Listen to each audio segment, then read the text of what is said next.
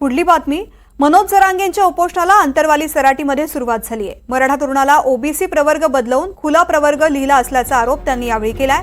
लाडकी बहीण, लाडका भाऊ आणि आता लाडकी मेहुणी अशी योजना पण आणा असा टोला जरांगे पाटील यांनी लगावलाय। सगळे सोयरेच्या अध्यादेशाची अंमलबजावणी करून कायद्यात रूपांतर करा अशी मागणी जरांगेंनी पुन्हा केली आहे। मुलींना मोफत शिक्षणाची योजना सरकारने जाहीर केली, मात्र त्यांना मोफत शिक्षणाचा लाभ मिळत नसल्याचा दावा जरांगेंनी केला आहे। आरक्षणाच्या बद्दल आम्ही ठाम आहेत। सगळ्या सोयरीची अंमलबजावणी पाहिजे। कोणाच्या काय हरकती आहेत काय आम्हाला माहित नाही, आम्हाला त्याशी देणं घेणं नाही। मराठा आणि कुणबी एकच आहे।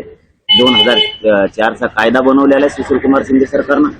तुम्ही मराठा आणि कुणबी कायदा आहे त्याला दुरुस्ती करा किंवा दुसरा कायदा बनवला तरी आम्हाला हरकत नाही, पण मराठा आणि कुणबी एकच आहे। कारण कुणबींचा व्यवसाय आणि मराठ्यांचा व्यवसाय सारखा आहे, त्यांचे रोटीबिटी व्यवहार पण होतात, त्यांचं समान आहे सगळं। तुम्हाला जे पाहिजे ते, जसे की तुम्ही बाकीच्या जाती अगोदर घेतल्या, काय जे घेतल्या असते त्या घेतल्या, त्याच्यानंतर आता 350-400 ज्या झाल्यात त्या तत्सम म्हणून किंवा त्यांचे व्यवसाय सारखे म्हणून घेतल्यात किंवा तुम्ही काय म्हणून घेतल्यात, त्यांचे निकष आणि आमचे निकष आम्ही तुम्हाला सिद्ध करून दाखवतो। त्यामुळे मराठा आणि कुणबी एकच आहे। तो एक भाग ती पहिल्यापासूनची मागणी आहे, त्याच्यात आम्ही बदल केलेला नाही। सगळ्या सोयरीची अंमलबजावणी ही आम्हाला पाहिजेच आणि आम्ही ती मिळवणार आहे। मराठ्यांना या धनगरांना यांना येड्यात काढायचं द्यायचं नाही आणि नवीन काहीतरी आणायचं। लाडकी बहीण, लाडका भाऊ, आता लाडकी मेहुणी नाही तर मेहुणा आणते। तुम्हाला हे करायचंय का लफडे? हे पैसे वाटायचे, निवडणूक होत निवडणूक झाली हे बंद पडून जाणार। तर तुम्ही लाईनी लावल्या। तुम्हाला माहिती आहे का लाईनीमुळे काय झालं? सरकार ऐकताय का तुम्ही? याच्यामुळे काय झालं माहितीये का? गोर गरिबांना बिचाऱ्यांना काय लक्षात येत नाही।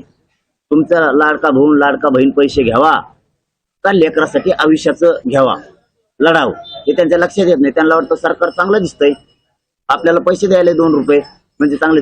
पण ह्या नादात तिथं लाईन लागल्यामुळं अख्खा वर्ग तिकडे गेला, लाडका भाऊ तिथं गेला, लाडकी बहीण तिथं गेला, आता लाडकी मेहुणी बी येणार आहे तिथे। याच्यामुळे तिथं झाली गर्दी आणि त्या गर्दीमुळे तुमचे साईट पाड्यात बंद, पोराला ऍडमिशन घेता येणार।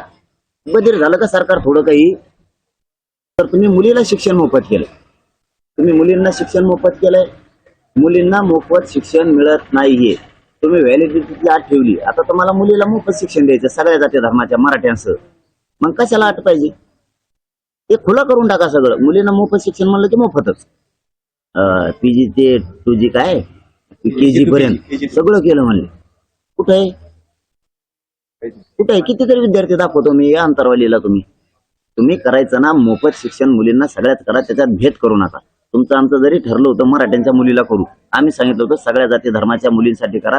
लेकरात त्या मुलीत त्या विद्यार्थिनीत भेदभाव नसला पाहिजे, जाती तीड नको आणि नसलाच पाहिजे।